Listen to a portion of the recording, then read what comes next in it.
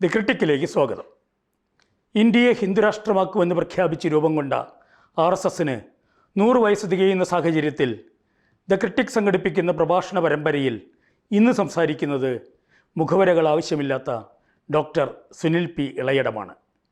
രാജ്യം നേരിടുന്ന ഭീഷണി അതിശക്തമാണെങ്കിലും അതിനെ മറികടക്കാൻ ഇന്ത്യക്കാകുമെന്നും അതിൽ അംബേദ്കറൈറ്റ് ഫെഡറൽ രാഷ്ട്രീയത്തിന് കാര്യമായ പങ്ക് വഹിക്കാനാകുമെന്നും അദ്ദേഹം പറയുന്നു. ഏവർക്കും സ്വാഗതം.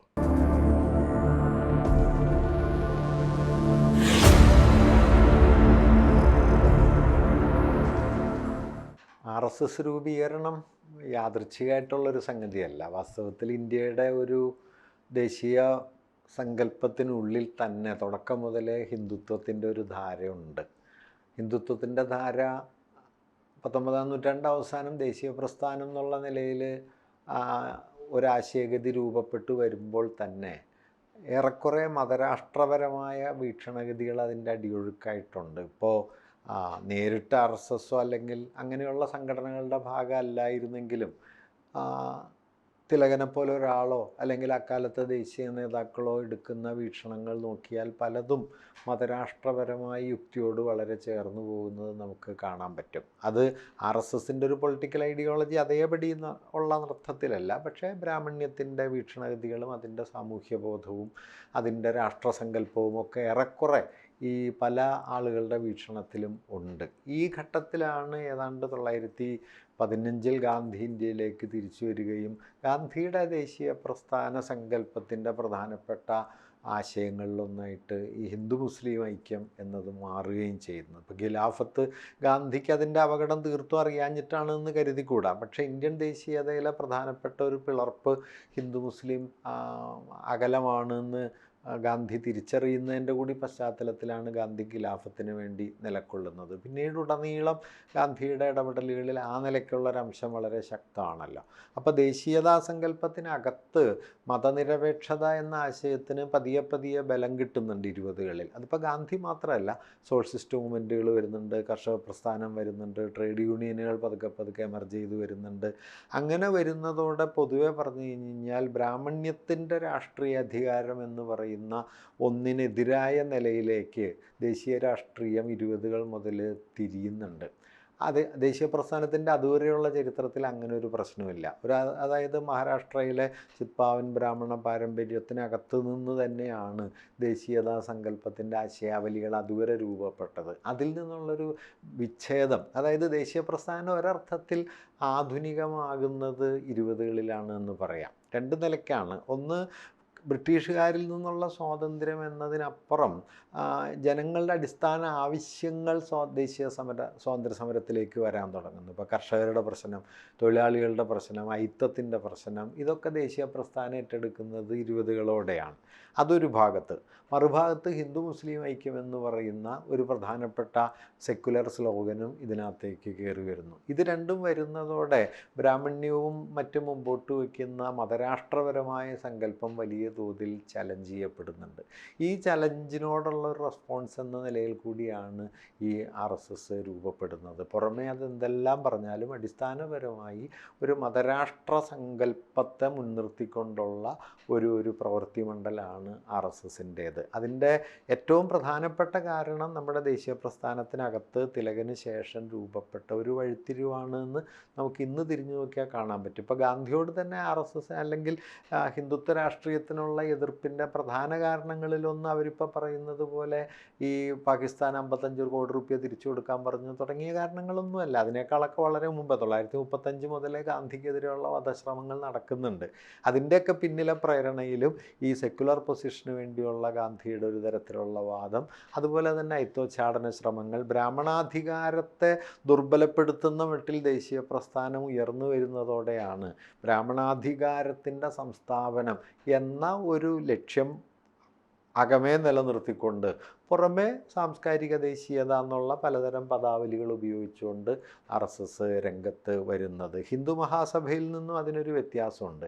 ഹിന്ദു മഹാസഭ എന്ന് പറയുന്നത് പ്രത്യക്ഷത്തിൽ ദേശീയതയുടെ പദാവലികളേക്കാൾ മതത്തിൻ്റെ തന്നെ പദാവലികളിലാണ് സംസാരിക്കുന്നത്. RSS നേരിട്ട് മതത്തിൻ്റെ പദാവലികളേക്കാൾ ദേശീയതയെ മുൻനിർത്തിയാണ് സംസാരിക്കുക. അതുകൊണ്ട് തന്നെ നിങ്ങൾക്ക് കുറേ കൂടി ഒരു ലെജിറ്റിമസി ക്ലെയിം ചെയ്യാൻ പറ്റും. മറ്റതങ്ങനെയല്ല, വിഭാഗീയതയുടെ ഒരു യുക്തി, മുസ്ലിം ലീഗ് അപ്പുറത്തുണ്ട്, ഹിന്ദു മഹാസഭ ഇപ്പുറത്തുണ്ട് എന്ന മട്ടിലൊരു വിഭജന സ്വഭാവം അതിൽ വരും. RSS കുറേ കൂടി തന്ത്രപരമായ ഒരാവിഷ്കാരമായിട്ടാണ് വന്നത്. ഒരർത്ഥത്തിൽ കഴിഞ്ഞൊരു നൂറ്റാണ്ട് കൊണ്ട് തന്ത്രപരമായ പ്രവർത്തനത്തിൽ അവർ വളരെയധികം മുമ്പോട്ട് പോയി എന്നുള്ളതും ഒരു വസ്തുതയാണ്. ഇന്നവർ മുമ്പോട്ട് വയ്ക്കുന്ന ആശയാവലികൾക്ക് ഇന്ത്യയുടെ ദേശീയ ജീവിതത്തിൽ നല്ല തോതിൽ വേര് പിടിക്കാൻ കഴിഞ്ഞിട്ടുണ്ട് എന്നുള്ളതും യാഥാർത്ഥ്യമാണ്. അവർ മുമ്പോട്ട് വയ്ക്കുന്ന മതരാഷ്ട്ര യുക്തിയുടെയോ ദേശീയതാ സങ്കല്പത്തിൻ്റെയോ ഉള്ളടരുകൾ തിരിച്ചറിഞ്ഞതിനെ പ്രതിരോധിക്കുന്നതിൽ ഇന്ത്യയിലെ സെക്യുലർ മൂവ്മെൻറ്റുകൾ വിജയിച്ചിട്ടുണ്ടെന്നും വേണ്ട അളവിൽ, ഒട്ടുമില്ല എന്ന് ഞാൻ പറയല്ല, പക്ഷേ അതിൻ്റെ ആഴം തിരിച്ചറിയാൻ പറ്റിയിട്ടില്ല. അതായത് ഈ പൊളിറ്റിക്കൽ ഡൊമൈനിലെ മുൻനിർത്തിയിട്ട് സെക്യുലറിസത്തെ മനസ്സിലാക്കുന്നത് ഇന്ത്യയിൽ പരിമിതമാണ്. പൊളിറ്റിക്കൽ ഡൊമൈൻ കൊണ്ട് മാത്രം അതിനെ ചെറുക്കാനും പറ്റില്ല. അതിനപ്പുറത്തേക്ക് നമ്മൾ സെക്യുലറിസത്തെക്കുറിച്ചുള്ള ആലോചനകളെ കൊണ്ടുപോകുന്നത് ഇപ്പോഴും ഇല്ലല്ലോ. തെരഞ്ഞെടുപ്പാകുമ്പോൾ കക്ഷികൾ ചേർന്നുള്ള ഒരു സെക്യുലർ മുന്നണി എന്നാണ് നമ്മൾക്ക് സെക്യുലറിസത്തെക്കുറിച്ചുള്ള ഒരു മെയിൻ സ്ട്രീം അണ്ടർസ്റ്റാൻഡിങ്ങും. അതേസമയം കമ്മ്യൂണലിസം സമൂഹത്തിലേക്ക് കടക്കുന്നത് അങ്ങനെ പ്രത്യക്ഷമായ രാഷ്ട്രീയ ഐക്യങ്ങൾ കൊണ്ട് മാത്രമൊന്നുമല്ല, വളരെ ആഴമുള്ള ഒരു സംഗതിയാണ്. അപ്പോൾ 100 കൊല്ലം കൊണ്ട് വാസ്തവത്തിൽ അവരുടെ അജണ്ടയെ കുറേ അധികം വ്യാപിപ്പിക്കാനായിട്ട് അവർക്ക് കഴിഞ്ഞു. ഇപ്പോൾ ഗ്രാംഷിയൊക്കെ പറയുന്ന ഒരു ഹെജിമോണിക് എന്ന് വിളിക്കാവുന്ന ഒരു സെൻസ് വാസ്തവത്തിൽ ഹിന്ദുത്വത്തിന് കൈവന്നിട്ടുണ്ട് എന്നുള്ളതാണ് യാഥാർത്ഥ്യം.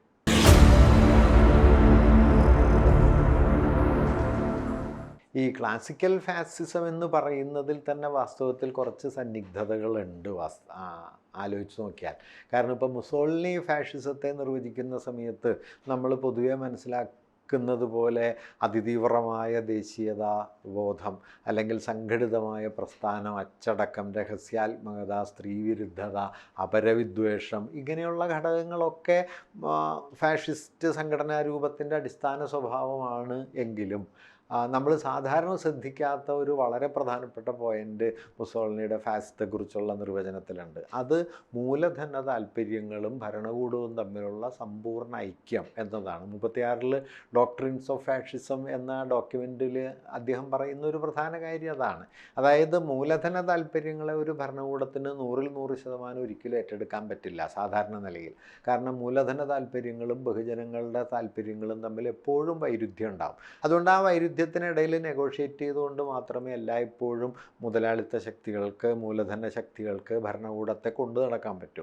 ഫാസിസ്റ്റുകൾ എന്ത് ചെയ്യുന്നു വെച്ച് കഴിഞ്ഞാൽ ഈ വിഭജനം, ഈ പ്രോബ്ലം മറികടക്കാൻ പാകത്തിന് സമൂഹത്തിനകത്ത് നേർക്കുനേരായ വിഭജനങ്ങൾ ഉണ്ടാക്കും. അത് വംശത്തെ ചൊല്ലിയാകും, മതത്തെ ചൊല്ലിയാകും, സംസ്കാരത്തെയോ മറ്റെന്തിനെയെങ്കിലോ ചൊല്ലിയുള്ള ഒരു വൻ വിഭജനം ഉണ്ടാക്കുന്നതോടെ മറ്റെല്ലാ പ്രശ്നങ്ങൾക്കും മുകളിലേക്ക് ഈ ഫാസിസത്തിൻ്റെ ഈ ഒരു വിഭജന യുക്തി മേൽക്കൈ നേടുകയും ആ മേൽക്കൈ മറ്റെല്ലാ സാമൂഹ്യ പ്രശ്നങ്ങളെയും, അതിപ്പോൾ തൊഴിലില്ലായ്മയാകാം, അല്ലെങ്കിൽ സാമ്പത്തിക അരക്ഷിതത്വം ആവാം, അതടക്കമുള്ള നിരവധി പ്രശ്നങ്ങളാകാം, ഇതെല്ലാം മറച്ചു വയ്ക്കപ്പെടും. ഇങ്ങനെ വളരെ കൃത്യമായ ഒരു അപരവിദ്വേഷ രൂപീകരണം, വാസ്തവത്തിൽ അപരവിദ്വേഷത്തെ മാത്രം ലക്ഷ്യം വച്ചിട്ടല്ല, അതിൻ്റെ പുറകിൽ വിശാലമായൊരു സാമ്പത്തിക രാഷ്ട്രീയ അജണ്ട കൂടിയുണ്ട്. ആ സാമ്പത്തിക രാഷ്ട്രീയ അജണ്ട വാസ്തവത്തിൽ നമ്മുടെ ബൊമ്പർട്ടോക്കടക്കമുള്ളവരുടെ ക്ലാസിക്കൽ ഫാസിസ്റ്റ് ഡെഫിനിഷൻസിലേക്ക് നോക്കിയാൽ നമുക്ക് ഈ എലമെൻറ്റ് വേണ്ടത്ര കാണാൻ പറ്റില്ല. പക്ഷേ മുസോളിനി അത് കൃത്യമായിട്ട് സൂചിപ്പിക്കുന്നുണ്ട്. അതിൽ നിന്നും 1930കളിൽ രൂപപ്പെട്ട ഫാസിസ്റ്റ് സംഘടനാ രീതികൾ, അപരവിദ്വേഷം, അതിനെ മുൻനിർത്തുന്ന ആൾക്കൂട്ടബോധം, അതിൽ നിന്ന് ഭിന്നമായ ഒരു തലം വാസ്തവത്തിൽ ഇന്ത്യൻ ഫാസിസത്തെ സംബന്ധിച്ചുണ്ട്. ഇന്ത്യൻ ഫാസിസത്തെ സംബന്ധിച്ച് എന്താണെന്ന് വെച്ച് കഴിഞ്ഞാൽ അത് അടിസ്ഥാനപരമായിട്ട് നമ്മുടെ സാമൂഹ്യ ചരിത്രത്തിൽ ജാതിബന്ധങ്ങളുമായിട്ടും ബ്രാഹ്മണ്യത്തിൻ്റെ ആശയാവലികളായിട്ടും കെട്ടുപണഞ്ഞ നിലയിലാണ് അത് കിടക്കുന്നത്. അത് യൂറോപ്പിലില്ലാത്ത ഒരു സംഗതിയാണ്. അതുകൊണ്ട് യൂറോപ്പിൽ വിഭജനത്തിൻ്റെയും വിഭാഗീയതയുടെയും യുക്തികളെ ഉണ്ടാക്കുന്ന അതേ പാറ്റേണിലാണ് നമ്മുടെ ഇവിടെ അത് പ്രവർത്തിക്കുന്നതെന്ന് പറയാൻ പറ്റില്ല. ഇപ്പോൾ തന്നെ RSSനെ പോലെ ഫാസിസ്റ്റ് പ്രകൃതമുള്ള ഒരു ഫാസിസ്റ്റ് സംഘടന നിയന്ത്രിക്കുന്ന സംവിധാനത്തിലേക്ക് നോക്കിക്കഴിഞ്ഞു കഴിഞ്ഞാൽ ഈ പറഞ്ഞ ഘടകങ്ങളൊക്കെ നമുക്ക് കാണാൻ പറ്റും. അപരവിദ്വേഷം എന്ന് പറയുന്നതുണ്ട്. ക്രിസ്ത്യാനികളും മുസ്ലിങ്ങളും കമ്മ്യൂണിസ്റ്റുകാരുമാണ് ആഭ്യന്തര ശത്രുക്കൾ എന്നുള്ള അവരുടെ പ്രഖ്യാതമായ നിരീക്ഷണമുണ്ട്. അല്ലെങ്കിൽ സ്വാതന്ത്ര്യം എന്ന് പറയുന്നത് വൈദേശിക ശക്തികളിൽ നിന്നുള്ള സ്വാതന്ത്ര്യം എന്നതിന് പകരം ആഭ്യന്തര ശത്രുക്കളിൽ നിന്നുള്ള മോചനമാണ് എന്ന് പറയുന്നുണ്ട്. വൈദേശികമെന്ന് പറയുന്നതിന് ബ്രിട്ടീഷ് ഭരണം എന്നതിന് പകരം ഡൽഹി സുൽത്താനേറ്റിൻ്റെ കാലം മുതലുള്ള കടന്നുവരവുകളൊക്കെ വൈദേശികമാണ് എന്ന് പറഞ്ഞ് ഇന്ത്യക്കകത്ത് തന്നെ ഒരു ആഭ്യന്തര വിഭജനം ഉണ്ടാക്കിയെടുക്കാനുള്ള ശ്രമമുണ്ട്. ഞാൻ പറഞ്ഞു തന്നെ എന്താണെന്ന് വെച്ച് കഴിഞ്ഞാൽ ഇന്ത്യൻ ദേശീയതയുടെ ഉള്ളിലെ വൈരുദ്ധ്യങ്ങളെയും 2.5 നൂറ്റാണ്ട് കാലത്തെ ഒരു ജാതി ബന്ധങ്ങളുടെ ചരിത്രത്തെയും ഉപയോഗപ്പെടുത്തിയിട്ടും അതിനെ മുൻനിർത്തിയിട്ടും കൂടിയാണ് ഇന്ത്യയിലെ ഫാസിസം നിലനിൽക്കുന്നത്. ആ ഘടകത്തെ പരിഗണിച്ചില്ലെങ്കിൽ നമ്മൾ യൂറോപ്യൻ പാറ്റേണിൻ്റെ ഒരു എന്താ പറയുക ആവർത്തനമാണോ, അതിൻ്റെ സ്വഭാവ രൂപങ്ങൾ തന്നെയാണോ എന്നതിലേക്ക് നമ്മുടെ ഫാസിസ്റ്റ് ആലോചനകൾ മാറിപ്പോകും. അപ്പം ഞാൻ പറയുന്നത് ക്ലാസിക്കൽ ഫാസിസം എന്ന് നാം സാധാരണ വിവക്ഷിക്കുന്നതിൽ തന്നെ ചില പരിമിതികളുണ്ട് എന്നുള്ളതാണ്. ഫാസിസത്തെക്കുറിച്ചുള്ള ഒരു ക്ലാസിക്കൽ ചർച്ചകളിൽ തന്നെ പലപ്പോഴും അതിൻ്റെ പിന്നിലെ സാമ്പത്തിക ഘടകങ്ങൾ വേണ്ട അളവിൽ പരിഗണിക്കാറില്ല. വാസ്തവത്തിൽ മുതലാളിത്തത്തിനകത്തുണ്ടായ വൻ ക്രൈസിസാണ് ഫാസിസത്തിലേക്ക് നീങ്ങിയതെന്ന് മാർക്സിസ്റ്റുകൾ എപ്പോഴും പറയുന്നുണ്ടെങ്കിലും പൊതുവിൽ ഫാഷിസത്തെക്കുറിച്ചുള്ള സാമാന്യബോധത്തിലോ ചർച്ചകളിലോ ആ എലമെൻ്റ് വരാറില്ല. 1. 2, അങ്ങനെ കൂടി കൊണ്ട് നമ്മൾ ഫാസിസത്തെ മനസ്സിലാക്കിയാലും അത്ര മാത്രം കൊണ്ട് നമുക്ക് ഇന്ത്യൻ ഫാസിസത്തെ സമകാലികമായിട്ട് മനസ്സിലാക്കാൻ പറ്റുകയുമില്ല. ഈ ഘടകമുണ്ട് കേട്ടോ, സാമ്പത്തിക ഘടകം നിശ്ചയമായിട്ടുണ്ട്. ഒരു പക്ഷേ ലോകത്തെ ഏറ്റവും അസമത്വം നിറഞ്ഞ സമൂഹങ്ങളിലൊന്നായിട്ട് ഇന്ത്യ മാറിക്കഴിഞ്ഞൊരു സന്ദർഭത്തിലാണ് നാം ഇപ്പം നിൽക്കുന്നത്. അതുകൊണ്ട് അതായത് അദാനിയെപ്പോലെ അംബാനിയെപ്പോലെയുള്ള ഭീമാകാരമായ കുത്തകകൾ ഉണ്ടാവുകയും സമ്പത്തിൻ്റെ മഹാഭൂരിപക്ഷവും കേന്ദ്രീകരിക്കപ്പെടുകയും ചെയ്യുന്ന സ്ഥിതി ഇന്ത്യയിലും ഇപ്പോൾ വളരെ ശക്തമായിട്ടുണ്ട്.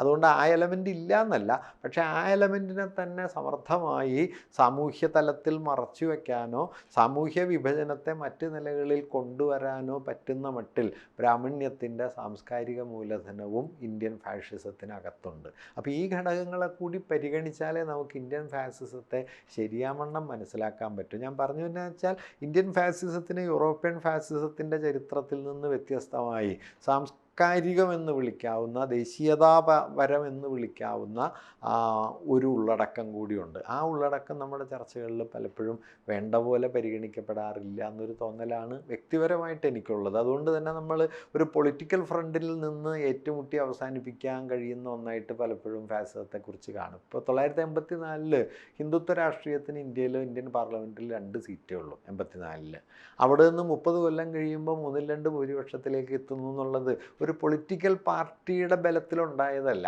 ഈ പാർട്ടി ഇല്ലാത്തപ്പോഴും ഇതവിടെ ഉണ്ടാവും, ഈ വേരുകൾ അവിടെ ഉണ്ടാവും. ഫാഷിസ്റ്റ് പൊട്ടൻഷ്യൽ എന്ന് പറയുന്നത് നാഷണലിസത്തെക്കുറിച്ചുള്ള ഇന്ത്യയുടെ മോഡേൺ നോഷൻ്റെ ഉള്ളിൽ തന്നെ ഉണ്ട്. അതിനെ നമ്മൾ അഡ്രസ്സ് ചെയ്യാതെ അതിൻ്റെ എന്താ പറയുക പൊളിറ്റിക്കലായ ഔട്ടർ ലെവൽ മാനിഫെസ്റ്റേഷൻസിനോട് മാത്രം സംവദിക്കാൻ ശ്രമിക്കുകയും BJP തോറ്റാൽ ഫാസിസം തോറ്റു എന്ന് കരുതുകയും ചെയ്യും. അങ്ങനെ തോക്കില്ല. കാരണം ഇതിൻ്റെ വേരുകൾ വളരെ ആഴത്തിൽ പല പ്രതലങ്ങളിൽ ഉണ്ട് എന്നുള്ളതാണ്. ഇപ്പോൾ പണിക്കര് മാഷ് പണ്ട് പറയുന്ന ഒരു ഫലിതമുണ്ട്. അദ്ദേഹം ഞങ്ങളുടെ സർവകലാശാലയിലുണ്ടായിരുന്നപ്പോൾ മാഷ് പറയും, നിങ്ങൾക്ക് ഈ വർഗീയതയെ ജാഥ നടത്തി തോൽപ്പിക്കാൻ പറ്റില്ല. അതിന് അദ്ദേഹം പറയുന്നത് ജാഥയിലും വേണ്ടത്ര വർഗീയവാദികളുണ്ടായിരിക്കും എന്നാണ്. അതിന് അദ്ദേഹം പറയുന്നത് വർഗീയവാദി എന്ന് സ്വയം തിരിച്ചറിഞ്ഞ് സംഘടനയെ പ്രവർത്തിച്ചിട്ടൊന്നുമല്ല, മറിച്ച് വർഗീയവാദപരമായ ആശയാവലികളെ അതിൻ്റെ പല പല കാഴ്ചകളെ ഉൾക്കൊണ്ട മനുഷ്യർ തങ്ങൾ സ്വയം വർഗീയവാദികളാണെന്ന് അറിയുക പോലും ചെയ്യാതെ അതിൻ്റെ വീക്ഷണഗതികളിൽ ഉൾപ്പെട്ടിരിക്കുന്നു എന്നുള്ളതാണ്. ഇത് ഇന്ത്യൻ ഫാസിസത്തിൻ്റെ ഒരു സവിശേഷമായ ഒരു രീതിയാണ്. അപ്പോൾ അത് ക്ലാസിക്കലായ ഒരു വിശദീകരണം കൊണ്ട് വെളിപ്പെട്ട് കിട്ടുകയുമില്ല. ക്ലാസിക്കൽ എന്ന് നമ്മൾ പറയുന്ന വിശദീകരണത്തിൽ പോലും പലപ്പോഴും അതിൻ്റെ എക്കണോമിക് ആസ്പെക്റ്റ് പരിഗണിക്കാറുമില്ല. അപ്പോൾ ഇതെല്ലാം ചേർത്ത് വെച്ച് ഇതിനെ മനസ്സിലാക്കണം എന്നാണ് എൻ്റെ ഒരു തോന്നൽ.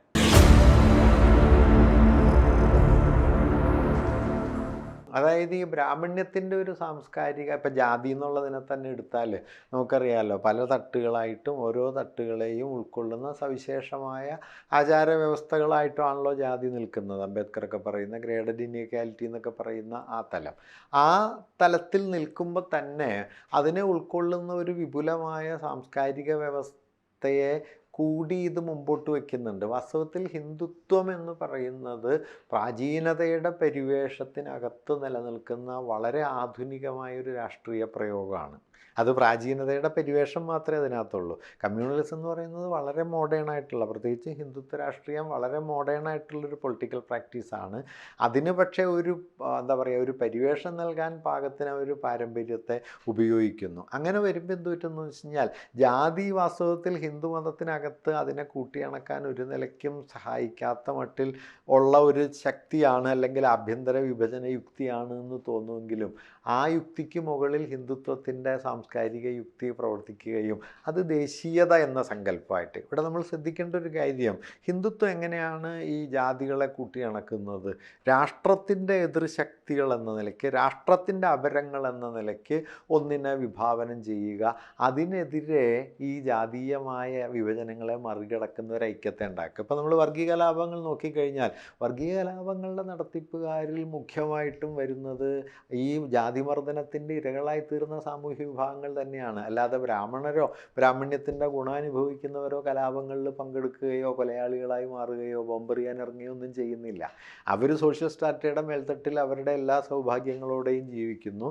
ഈ ജാതി വ്യവസ്ഥയുടെ ഇരകളായ മനുഷ്യർ തന്നെയാണ് വാസ്തവത്തിൽ അവരുടെ മർദ്ദിതാവസ്ഥയുടെ കാരണങ്ങളെപ്പോലും മറികടക്കുന്ന മട്ടിൽ മതപരമായ ഐക്യത്തിലേക്ക് എത്തുകയും ചെയ്യുന്നത്. ഇതിനവരെ സഹായിക്കുന്ന ഘടകം ഏതാണെന്ന് വെച്ച് കഴിഞ്ഞാൽ ദേശീയതയെക്കുറിച്ചുള്ള വീക്ഷണങ്ങളും ദേശീയതയെ നിർവചിക്കാനായിട്ട് ഈ പറയുന്ന മതം ഉപയോഗപ്പെടും എന്ന കാര്യമാണ്. അതായത് ഇവിടെ ഉള്ളൊരു പ്രശ്നം, ഈ ദേശീയത എന്ന ഒരാശയം വരുമ്പോൾ നിങ്ങൾ ഇന്ത്യക്കാരനാണ് എന്നതിൽ അഭിമാനിക്കുന്നു എന്ന് സ്വയം കരുതുകയും ആ ഇന്ത്യ എന്ന് പറയുന്നത് വളരെ പൗരാണികമായ ഒരു സാംസ്കാരിക ഭൂതകാലമുള്ള ഒന്നാണെന്നും ആ സാംസ്കാരിക ഭൂതകാലത്തിൻ്റെ അടയാളം ഹിന്ദുമതമാണ് എന്നും നിങ്ങൾ കരുതുന്നതോടെ നിങ്ങളുടെ നാഷണൽ ഐഡൻറ്റിറ്റി എന്ന് പറയുന്നത് തന്നെ കമ്മ്യൂണൽ ഐഡൻറ്റിറ്റി ആയി. അപ്പം നിങ്ങളുടെ കമ്മ്യൂണൽ ഐഡൻറ്റിറ്റിക്ക് അകത്ത് നിങ്ങൾക്ക് നിങ്ങളുടെ കാസ്റ്റ് ഐഡൻറ്റിറ്റിയെ നിലനിർത്താൻ പറ്റും. ഇതിനിടയിലുള്ള കോൺഫ്ലിക്റ്റിനെ നാഷണലിസം കൊണ്ട് മറയ്ക്കാനും പറ്റും. ഇപ്പോൾ നോക്കിക്കഴിഞ്ഞാൽ നമുക്കിത് ഇന്ത്യയിൽ കൃത്യമായിട്ട് കാണാം. കഴിഞ്ഞ തെരഞ്ഞെടുപ്പുകളിലൊക്കെ ഈ കാസ്റ്റ് ഫോർമേഷൻസിനെയൊക്കെ വളരെ ഫലപ്രദമായി ഉപയോഗിച്ചുകൊണ്ട് തന്നെ ഹിന്ദുത്വം അതിൻ്റെ രാഷ്ട്രീയ അധിനിവേശം വളരെ ശക്തമാക്കി മുമ്പോട്ട് പോവുകയാണ് ചെയ്തത്. ആദ്യഘട്ടത്തിൽ പലരും കരുതിയിരുന്നത് ജാതി നിലനിൽക്കുന്നത് കൊണ്ട് മതപരമായ ഒരു വർഗീയ ഏകീകരണം ഇന്ത്യൻ സമൂഹത്തിൽ സാധ്യമാവില്ല എന്നായിരുന്നു. പക്ഷേ സാധ്യമായി എന്നുള്ളതിൻ്റെ തെളിവാണ് നമ്മൾ കഴിഞ്ഞ ഒരു പതിറ്റാണ്ടായിട്ട് കണ്ടുകൊണ്ടിരിക്കുന്നത്. ഇപ്പോഴാകട്ടെ ജാതിമർദ്ദനത്തിന് ഇരയായ സാമൂഹ്യ വിഭാഗങ്ങളെ തന്നെ ജാതിമർദ്ദനത്തിൻ്റെ പ്രത്യയശാസ്ത്രത്തിൻ്റെ ഏറ്റവും നല്ല വാഹകരും നടത്തിപ്പുകാരുമാക്കുന്നതിലേക്ക് ഹിന്ദുത്വം എത്തിച്ചേർന്നിട്ടുണ്ട്. അതിൽ കാണാതെ പോയൊരു ഘടകം, ഈ ആദ്യം പറഞ്ഞ പൊസിഷൻ എടുക്കുമ്പോൾ കാണാതെ പോയൊരു ഘടകമായിട്ട് ഞാൻ കാണുന്നത് ദേശീയത എന്ന സങ്കല്പത്തെ അതിൽ ഉപയോഗപ്പെടുത്താൻ കഴിഞ്ഞതോടെ ജാതീയമായ വിഭജനത്തിന് മുകളിലേക്ക് മതപരമായ ഒരു കമ്മ്യൂണൽ ഐഡൻറ്റിറ്റിയെ ഈ ദേശീയതയിലൂടെ കൊണ്ടുവരാനായിട്ട് കഴിയും. അപ്പം നാഷണലിസത്തിൻ്റെ അതറാണ് മറ്റു വിഭാഗങ്ങൾ. ഇന്ത്യയിലാണെങ്കിൽ മുസ്ലിങ്ങൾ എന്ന് പറയുന്നതാണ്. അതോടെ മുസ്ലിം വിരുദ്ധതയിൽ എല്ലാവരും ഒത്തുചേരും. ഇന്നിപ്പോൾ നിങ്ങൾ ഇന്ത്യയിൽ നോക്കിയാൽ കാണാൻ പറ്റും, ഏറ്റവും സവർണനായ ഒരു ജാതി പ്രമാണിയും ജാതിമർദ്ദനത്തിന് ഇരയായ ഒരാൾ മുസ്ലിം വിരുദ്ധതയിൽ ഒരുമിച്ച് നിൽക്കും. അവർക്കിടയിലെ വൈരുദ്ധ്യങ്ങളൊക്കെ നിൽക്കുന്ന സമയത്ത് തന്നെ ഈ അപരത്തോടുള്ള വിദ്വേഷം എന്നത് അവരെ ഐക്യപ്പെടുത്തുന്ന ഒരു ഘടകമായിത്തീരും. അങ്ങനെ ജാതിയുടെ വിഭജനപരമായൊരു മെക്കാനിസത്തെ, അല്ലെങ്കിൽ ജാതി ഉണ്ടാക്കുന്ന വ്യത്യസ്തതയുടെ ഒരു മെക്കാനിസത്തെ തന്നെ ഈ നാഷണലിസത്തിൻ്റെ ഒരു ലാർജർ ഐഡിയോളജി കൊണ്ട് മറികടക്കാനായിട്ട് ഹിന്ദുത്വത്തിന് കഴിഞ്ഞു. അവിടെയാണ് ഈ സാംസ്കാരികം എന്ന് പറയുന്ന ഘടകത്തിന് വന്ന വലിയൊരു പ്രാധാന്യം.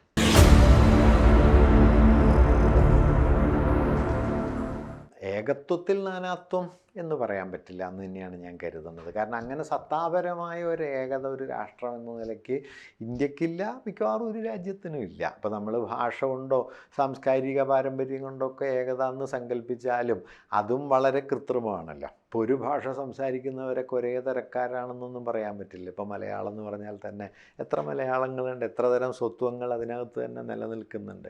അതുകൊണ്ട് ഏകത്വത്തിലെ നാനാത്വമല്ല, നാനാത്വത്തിലെ ഏകത്വമാണ്. അവിടെയുള്ളൊരു പ്രശ്നം, ഈ നാനാത്വത്തിലെ ഏകത്വത്തെ നിങ്ങൾ എങ്ങനെയാണ് മനസ്സിലാക്കുന്നത്, അല്ലെങ്കിൽ അത് നിലവിൽ വരുന്നത് എങ്ങനെയാണ്?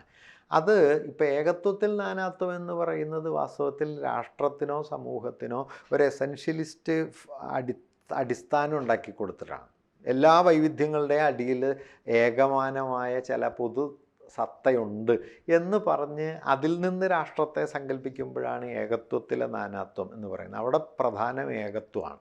അതേസമയം ഇന്ത്യയെ സംബന്ധിച്ച് നോക്കിക്കഴിഞ്ഞാൽ നമ്മുടെ രാഷ്ട്രീയ ഇച്ഛയാണ് നമ്മൾക്ക് ഏകത ഉണ്ടാക്കി തന്നത്. അതല്ലാതെ സാംസ്കാരിക ഭൂതകാലമോ അല്ലെങ്കിൽ പൊതുവായി ഷെയർ ചെയ്യുന്ന മൂല്യങ്ങളോ ഒന്നുമല്ല. ഇപ്പം എന്നെ സംബന്ധിച്ച് സംശയരഹിതമായിട്ട് ഞാൻ കരുതുന്നത് ഇന്ത്യൻ ദേശീയ പ്രസ്ഥാനവും അതിനോടനുബന്ധിച്ചുണ്ടായ രാഷ്ട്രീയ മുന്നേറ്റങ്ങളുമാണ് ഇന്ത്യ എന്നുള്ളതിൻ്റെ അടിസ്ഥാനമായത്. അതാണ് നമ്മളെ പലതാക്കി നിർത്തുന്ന ഘടകങ്ങൾക്ക് കുറുകെ പോകുന്ന ഒരു സാമൂഹ്യ ശക്തിയായിട്ട് മാറിയത്. അതിപ്പോൾ ജാതിയാകാം, മതമാകാം, ഭാഷയാകാം, പ്രദേശമാകാം, ഇതിനൊക്കെ കുറുകെ മനുഷ്യരെ കൂട്ടിയിണക്കുന്ന ഒരു രാഷ്ട്രീയ ഇച്ഛയുടെ ആവിഷ്കാരമായിട്ട് രാഷ്ട്രം മാറുന്നത് ഈ ആൻറ്റി ഇമ്പീരിയൽ ഫോഴ്സ് വഴിയാണ്. അതുകൊണ്ടുകൂടിയാണ് ഞാൻ പറയുന്നത് ഹിന്ദുത്വമാണ് വാസ്തവത്തിൽ ഇന്ത്യയിലെ ഏറ്റവും പ്രധാനപ്പെട്ട ദേശവിരുദ്ധ സ്വഭാവമുള്ളത്. കാരണം ദേശീയത എന്ന സങ്കല്പത്തിന് എതിരാണിത്.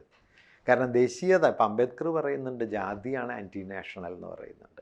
കാരണം മനുഷ്യരെ മുഴുവൻ കൂട്ടിയിണക്കി ഒരു സമൂഹമായി ഏകസമൂഹമായി സങ്കല്പിക്കുന്നതിനെ അസാധ്യമാക്കുന്ന ഘടകമാണല്ലോ ഈ ജാതി എന്ന് പറയുന്നത്. ആ നിലയിൽ അദ്ദേഹം ജാതിയാണ് ആൻറ്റി നാഷണൽ എന്ന് പറയുന്നത്. അതുപോലെ തന്നെ പറയാവുന്ന ഒരു കാര്യമാണ് ഈ ഹിന്ദുത്വത്തിൻ്റെ അടിസ്ഥാന യുക്തി ആൻറ്റി നാഷണലാണ്. കാരണം നാഷൻ എന്ന് പറയുന്നതിനെ അവരൊരു വിഭജന യുക്തിയായിട്ടാണ് അപ്പോൾ കാണുക. നിങ്ങൾ മതത്തെ രാഷ്ട്രത്തിൻ്റെ അടിസ്ഥാന സത്തയായി കണ്ടു കഴിഞ്ഞ് കഴിഞ്ഞാൽ രാഷ്ട്രത്തിനകത്ത് അത് വിഭജനം ഉണ്ടാക്കുകയാണല്ലോ. അപ്പോൾ ആ വിഭജിതാവസ്ഥയെ രാഷ്ട്രമായി കാണുന്നത് വഴി വാസ്തവത്തിൽ ആധുനികമായൊരു രാഷ്ട്ര സങ്കല്പത്തിനെതിരായ ഒരാശയമാണ്. അതുകൊണ്ടാണ് ഹിന്ദുത്വം ആൻറ്റി നാഷണലാണ് എന്ന് നമുക്ക് പറയേണ്ടി വരുന്നത്. പക്ഷേ ഈ ആശയത്തെ വേണ്ട പോലെ നമുക്ക് സ്ഥാപിച്ചെടുക്കാൻ കഴിഞ്ഞില്ല. ഇവിടെ ഒരു കാര്യം കൂടി പറയേണ്ടതുണ്ട്. അതായത് ഇപ്പോൾ നമ്മൾ നാനാത്വത്തിൽ ഏകത്വം എന്ന് പറയുന്ന സമയത്ത് ഈ നാനാത്വത്തെ ഈ ഏകത്വത്തിനുള്ളിൽ എന്താ പറയുക, വേണ്ട അളവിൽ അക്കോമഡേറ്റ് ചെയ്യാൻ കഴിഞ്ഞോ എന്നുള്ളതൊരു മറ്റൊരു പ്രശ്നമാണ്. ഇപ്പം നമ്മൾ എന്താ പറയുക, കേരളീയത എന്ന് പറയും. എന്താണ് കേരളീയതയുടെ ലക്ഷണങ്ങൾ, ഏത് അടയാളങ്ങൾ കൊണ്ടാണ് കേരളീയത മനസ്സിലാക്കപ്പെടുന്നതെന്ന് സൂക്ഷിച്ച് നോക്കിക്കഴിഞ്ഞാൽ പ്രശ്നമാണ്. ഇപ്പോൾ വില്യം ലോഗൻ അതിൽ പറയും 19-ാം നൂറ്റാണ്ടിൽ നമ്മൾ മനുഷ്യർ വസിക്കുന്ന ഇടങ്ങളെക്കുറിച്ച് പറയുമ്പോൾ പല പേരുകൾ പറയുന്നുണ്ട്.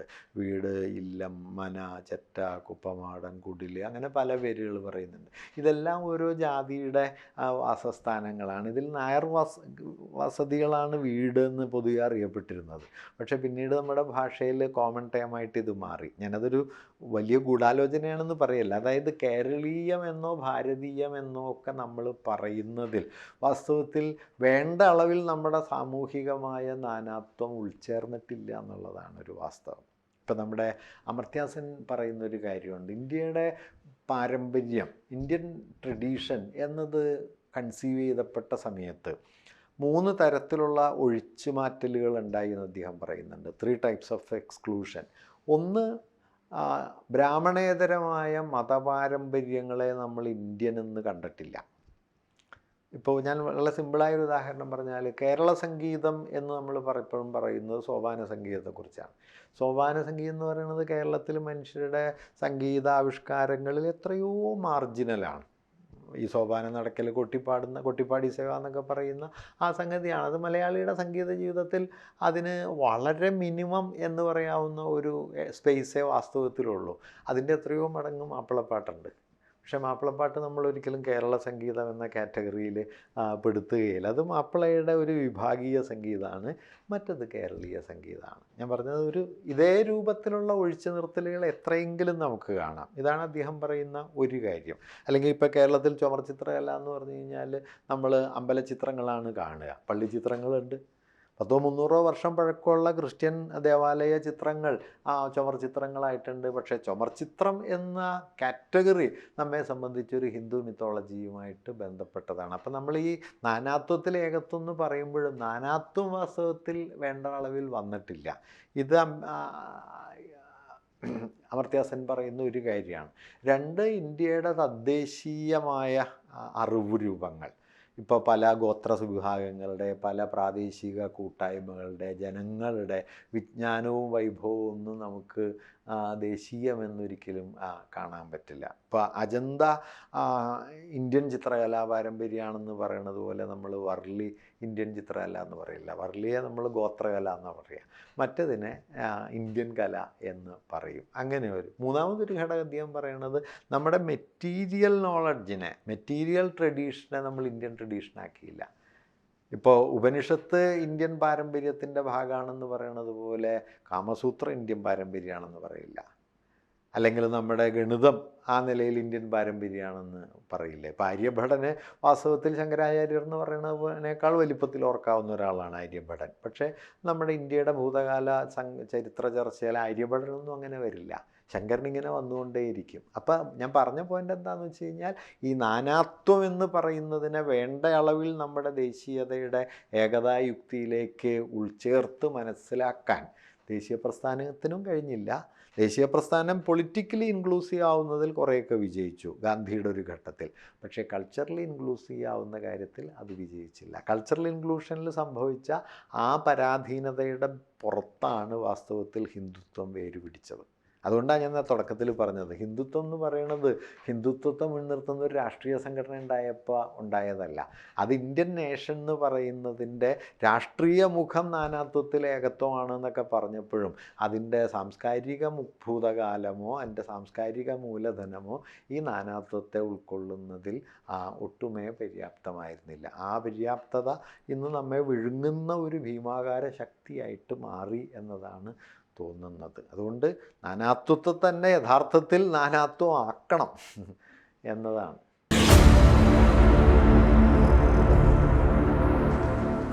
ഞാൻ കരുതുന്നത് ഹിന്ദുത്വം ഉയർത്തിക്കൊണ്ടുവരുന്ന വെല്ലുവിളിയെ നേരിടാനായിട്ട് ഇന്ത്യക്ക് കഴിയും എന്ന് തന്നെയാണ് ഞാൻ കരുതുന്നത്. ഇപ്പോൾ കഴിഞ്ഞ തെരഞ്ഞെടുപ്പിൽ അവർക്ക് നേരിട്ട തിരിച്ചടിക്ക് രണ്ട് കാരണങ്ങളുണ്ട്. ഒന്ന്, ഇന്ത്യയിലെ രാഷ്ട്രീയ കക്ഷികൾ, പ്രത്യേകിച്ചും പ്രതിപക്ഷ കക്ഷികൾ കുറെ കൂടി കാര്യഗൗരവത്തോടെ ഇതിനെ നേരിടുന്നതിനുള്ള ഒരു പൊളിറ്റിക്കൽ സ്ട്രാറ്റജി തയ്യാറാക്കി എന്നുള്ളത്, എന്തെല്ലാം പരിമിതികളുണ്ടെങ്കിലും ഇന്ത്യ മുന്നണി എന്നുള്ളതിന് അങ്ങനെ ഒരു വലിയ പ്രാധാന്യമുണ്ട്. അത് വേണ്ടത്ര ഐഡിയോളജിക്കലി പെർഫെക്റ്റ് ആണോ തുടങ്ങിയ ചോദ്യങ്ങളൊക്കെ ഉണ്ട്. ആ വിമർശനങ്ങളൊക്കെ സാധുവാണ്. പക്ഷേ ആ വിമർശനങ്ങൾക്കൊക്കെ അപ്പുറം അതിൻ്റെ ഒരു പൊളിറ്റിക്കലായ റെലവൻസ് വളരെ പ്രധാനമാണെന്നാണ് ഞാൻ കരുതുന്നത്. രണ്ട്, ഈ പുറമേക്കൊന്നും പ്രത്യക്ഷമായില്ലെങ്കിലും ഈ മൂലധന ശക്തികൾക്ക് വേണ്ടി നടത്തിക്കൊണ്ടിരിക്കുന്ന ഭീമാകാരമായ ഒത്തുതീർപ്പുകൾ ഇന്ത്യൻ ജനസാമാന്യത്തിനുള്ളിൽ വലിയ തോതിലുള്ള അതൃപ്തികൾ ഉണ്ടാക്കിക്കൊണ്ടിരിക്കുന്നുണ്ട്. അതിനെ പൊളിറ്റിക്കലി വേണ്ട അളവിൽ ഉപയോഗപ്പെടുത്താൻ പ്രതിപക്ഷ കക്ഷികൾക്ക് കഴിയുന്നില്ല. ഇപ്പോൾ ഉദാഹരണത്തിന് കർഷക സമരം വാസ്തവത്തിൽ കഴിഞ്ഞ 10 വർഷത്തിനിടയിൽ ഇന്ത്യയിലെ ഗവൺമെൻറ്റിനെ പല നിയമങ്ങൾ പിൻവലിക്കാൻ പ്രേരിപ്പിച്ച ഒരു സന്ദർഭമാണ്. ഒരുപക്ഷെ ആദ്യമായിട്ടാണ് ഈ ഭരണകൂടം അവർ കൊണ്ടുവന്ന നിയമം പിൻവലിച്ച് പോകുന്നത്. പക്ഷെ അങ്ങനെ നേരിടേണ്ടി വന്ന ഒരു തിരിച്ചടി, ആ തിരിച്ചടിക്ക് തത്തുല്യമായ ഒരു രാഷ്ട്രീയ മുന്നേറ്റം പ്രതിപക്ഷ രാഷ്ട്രീയത്തിന് അതിൽ നിന്ന് ഉണ്ടാക്കാൻ പറ്റുമെന്ന് ചോദിച്ചാൽ ഇല്ല. അല്ലെങ്കിൽ രാജസ്ഥാനിലും മറ്റു പല സ്ഥലങ്ങളിലും നടന്ന കർഷകരുടെ വമ്പിച്ച മാർച്ചുകൾ, ഇടതുപക്ഷത്തിൻ്റെ തന്നെ നേതൃത്വത്തിൽ നടന്ന വലിയ മാർച്ചുകളും സമരങ്ങളും, അത് രാഷ്ട്രീയമായ വിജയത്തിലേക്ക് എത്തിയോ എന്ന് ചോദിച്ചു കഴിഞ്ഞാൽ ആ അളവിലില്ല. പക്ഷെ അതവിടെ ഉണ്ട്.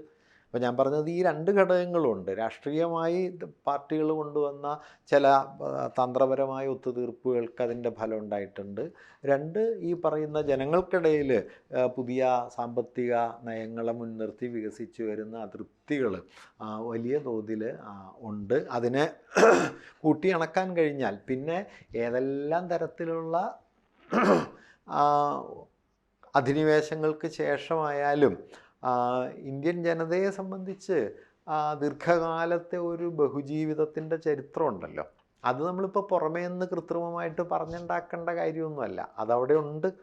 അപ്പോൾ അതിനെ മുഴുവൻ നിങ്ങൾക്ക് എറേസ് ചെയ്ത് കളയാനൊന്നും സാധ്യമല്ല. അതിനെ ചൊല്ലി വിഭജനങ്ങളൊക്കെ ഉണ്ടാക്കാം. ഇപ്പം ഇന്നലെ കാശ്മീരിലുണ്ടായ പ്രശ്നത്തിൽ ജനങ്ങളിലേക്ക് നോക്കിക്കഴിഞ്ഞാൽ ജനങ്ങൾ ഒരുമിച്ച് നിന്നിട്ടാണ് ഇതിനെതിരായ ഒരു സ്റ്റാൻഡ് എടുക്കുന്നത്. അത് ജീവിതം നൽകുന്ന ഒരു പാഠമാണ്. അല്ലാതെ രാഷ്ട്രീയ നേതാക്കളോ ഈ കമ്മ്യൂണൽ മൂവ്മെൻറ്റുകളോ പറഞ്ഞു കൊടുക്കുന്നത് ഏറ്റുപറയുന്നതല്ല. അപ്പോൾ അങ്ങനെ ചരിത്രത്തിൽ ജീവിച്ച ഒരു ജീവിതം ഈ ഇന്ത്യയെ സംബന്ധിച്ച് ബഹുത്വത്തിൻ്റെതായിട്ടുണ്ട്. അതിനെ എക്സ്പ്ലോർ ചെയ്യാൻ പറ്റുക എന്നുള്ളതാണ് വാസ്തവത്തിൽ ചെയ്യേണ്ട ഒരു കാര്യം. ആ അളവിലേക്ക് അതിനെ കൊണ്ടുപോകാൻ കഴിഞ്ഞാൽ സംശയരഹിതമായിട്ടും ഹിന്ദുത്വ രാഷ്ട്രീയത്തെ ചെറുക്കാൻ പറ്റും എന്ന് തന്നെയാണ് ഞാൻ കരുതുന്നത്. എളുപ്പമൊന്നും ആയിരിക്കില്ല, പക്ഷെ അത് അസാധ്യമായൊരു കാര്യമാണെന്ന് തോന്നുന്നില്ല. അംബേദ്കറേറ്റ് രാഷ്ട്രീയത്തിന് വളരെ പ്രാധാന്യമുണ്ട്, ഫെഡറലിസത്തിനും. കാരണം ഇത് രണ്ടും പരസ്പര ഭിന്നമല്ല. ഒന്ന്, കാരണം ഫെഡറലിസം എന്ന് പറയുന്നത് നമ്മൾ നേരത്തെ പറഞ്ഞ ഇന്ത്യയുടെ ബഹുസ്വരമായ സമൂഹ ചരിത്രത്തെ ഭരണഘടനാപരമായി വ്യവസ്ഥപ്പെടുത്തിയതിൻ്റെ പേരാണ് ഫെഡറലിസം എന്ന് പറയുന്നത്. അല്ലാതെ ഫെഡറലിസം അംബേദ്കർ മുകളിൽ നിന്ന് കെട്ടിയിറക്കിയതോ മറ്റേതെങ്കിലും സ്ഥാനത്ത് നിന്ന് സിദ്ധാന്തം പഠിച്ച് ഇവിടെ കൊണ്ടുവന്ന് ഉണ്ടാക്കിയതോ അല്ല. ഇന്ത്യ എന്ന് പറയുന്നത് ഒരു മൾട്ടിപ്ലിസിറ്റിയാണ്, ഒരു ബഹുത്വമാണ്. ആ ബഹുത്വത്തിന് നിയമപരമായ ഭരണഘടനാപരമായ ഒരു ചട്ടക്കൂട് ഉണ്ടാക്കിയിട്ടാണ് നമ്മൾ ഈ രാഷ്ട്രത്തെ നിർവചിക്കുന്നത് തന്നെ. India that is Bharat shall be A union of States. അവിടെ നമുക്ക് കൃത്യമായിട്ട് കാണാം. ഈ ഫസ്റ്റ് ആർട്ടിക്കിൾ വിഭജനത്തിൻ്റെ വിത്താണെന്നാണ് ഗോൾവൽക്കർ പറയുന്നത്. അപ്പോൾ അതായത് ഫെഡറലിസം എന്ന് പറയുന്നത് ഹിന്ദുത്വത്തിനെതിരായ ഇന്ത്യയുടെ അടിസ്ഥാനപരമായൊരു പൊസിഷനാണ് ഫെഡറലിസം. ഈ ഫെഡറലിസം ഭരണഘടനാ നിർമ്മാണ സഭയോ ഭരണഘടനാ നിർമ്മാതാക്കളിൽ ചിലരോ ഉണ്ടാക്കിക്കൊണ്ടുവന്നതുമല്ല. അത് ഇന്ത്യയുടെ ചരിത്രത്തിൽ വേറുള്ളൊരു കാര്യമാണ്. ആ വേര് വാസ്തവത്തിൽ നമ്മുടെ അംബേദ്കറേറ്റ് രാഷ്ട്രീയവുമായി ചേർന്നത് എങ്ങനെയെന്ന് വെച്ച് കഴിഞ്ഞാൽ അംബേദ്കർ ഭരണഘടനാ നിർമ്മാണ സമിതിയുടെ ചെയർമാനായിരുന്നു എന്നുള്ള അർത്ഥത്തിലല്ല, മറിച്ച് ഈ ബഹുത്വം എന്ന് പറയുന്നത് എന്താണ്? വ്യത്യസ്തതകൾക്ക് തുല്യാവകാശം കൊടുക്കലാണ് ബഹുത്വം. അല്ലാതെ പലതുണ്ടായിരിക്കുക എന്നുള്ളതുകൊണ്ട് മാത്രം ബഹുത്വത്തിന് അതിൽ തന്നെ ഒരു സാങ്ക്ടിറ്റി വരില്ല.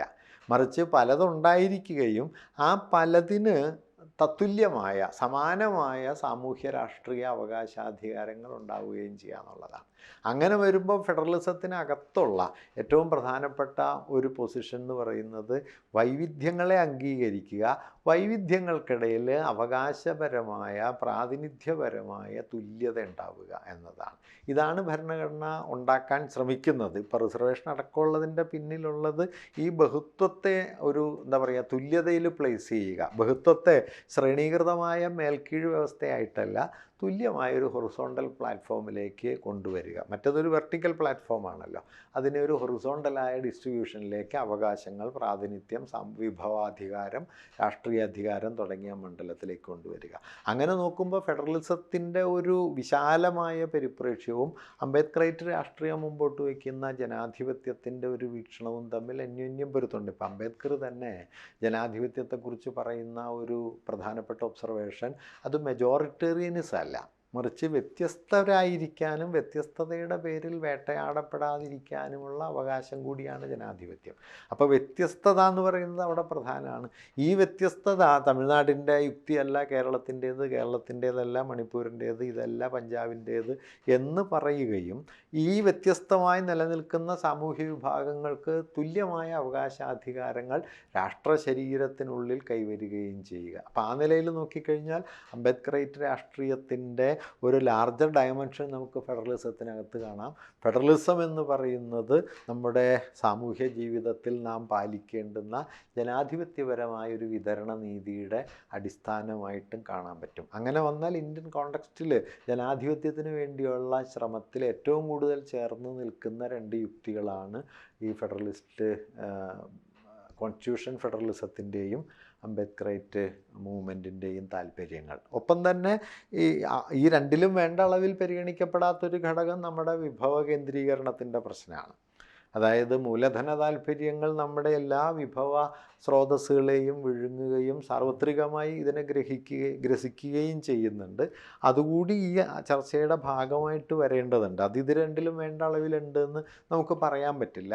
നിശ്ചയമായിട്ട് ഇപ്പം അംബാനി അദാനി പോലുള്ള ആളുകൾ, കോർപ്പറേറ്റ് മൂലധന ശക്തികൾ, അവരുടെ അതിഭീമമായ കേന്ദ്രീകരണം അതും ഇതിനെതിരായ സമരത്തിൽ നിർണായകമായ പങ്ക് വഹിക്കേണ്ട ഒരു ഘടകമാണ്. അതുകൂടി ഉൾച്ചേരുന്ന ഒരു ലാർജറായ ഒരു പെർസ്പെക്റ്റീവാണ് വാസ്തവത്തിൽ ഇന്നത്തെ ഇന്ത്യൻ സന്ദർഭത്തിൽ ഏറ്റവും പ്രസക്തമായതെന്നാണ് എനിക്ക് തോന്നുന്നത്.